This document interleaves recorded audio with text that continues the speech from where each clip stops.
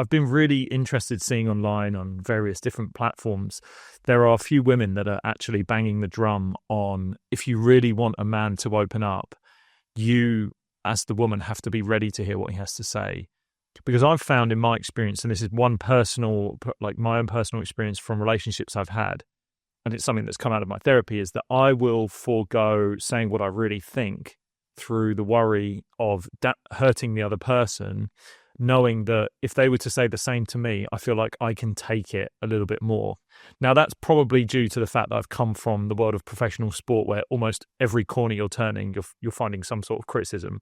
So you're just kind of hardened to the fact that you're going to find some sort of criticism. You're like, and if you don't feel criticism, you're like, oh God, it must be an off day.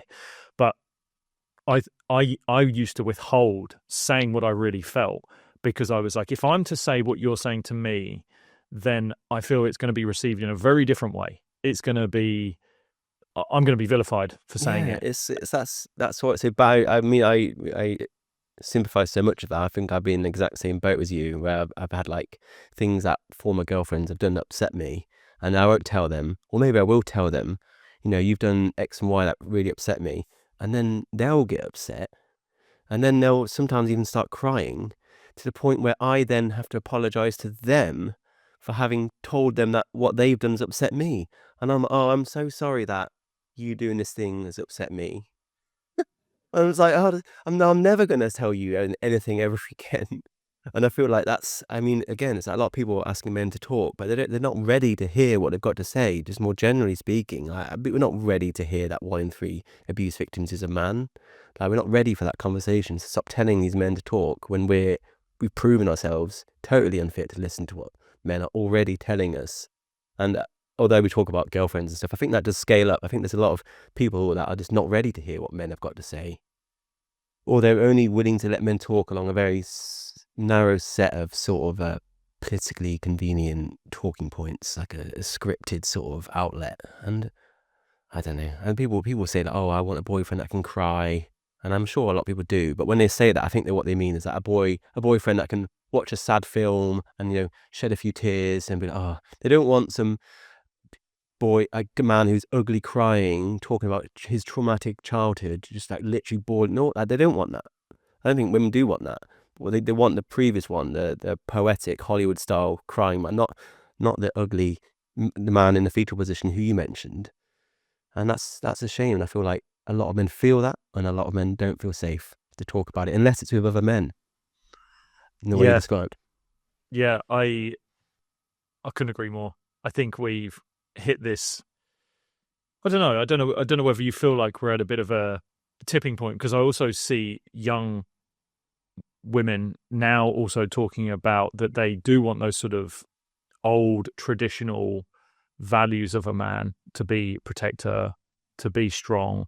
Like, and again, it's like the pendulum swinging, right? So it swung one way, like men were so stoic and they didn't talk about their emotions, and then now, oh my God, we've actually got a lot of emotional simpy men that it's got a bit too much, and then we need to swing it back the other way. And do you know what I mean? Is it hypocritical? I mean, I'm not single, but when I was single, I dated a lot of feminists. Would you believe it? We seem to get along really well, despite what people seem to think. And we'll be talking about on dates. Oh, I always wondered why men can't wear, makeup and nail varnish. And they'll be like, you can do that. You can do that. I'm like, no, I cannot.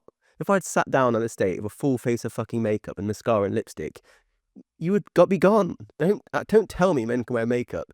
Because if I did that, if I went, oh, I'm going to go to the toilet right now and I'm going to get all dolled up and I'm going to sit down here and then we'll see how this date goes. And you are not going to leave. You're going to stay and we're going to split the bill. And then is that what you want? No, it's not what you want. And I think we have gender norms for men are a lot more rigid than for women. That's just quite clearly, especially in the way you behave and how you dress and the way you express yourself. And I'm always quietly envious of some of the clothing my girlfriend gets to wear, like the most amazing, fluffy, colourful pajama trousers. And I'm building up to having some bright pink. Look at these. I mean, that's pretty. Oh yeah, they're the Crocs. Yeah, they're nice. Bright pink, glow in the dark, fluffy pink Crocs. Thanks, Mum, for Christmas present. But that's as far as I can get, as much as I can get away with. I feel like men are being a little bit more braver in what they're wearing, but starting from the feet up. So the socks are looking great now. I've got some great socks, but I still don't dare wear. I'm certainly not going to wear full face of makeup and nail varnish. My point is that people say men can wear makeup, and then if I did ever wear makeup in those situations, they'd be horrified.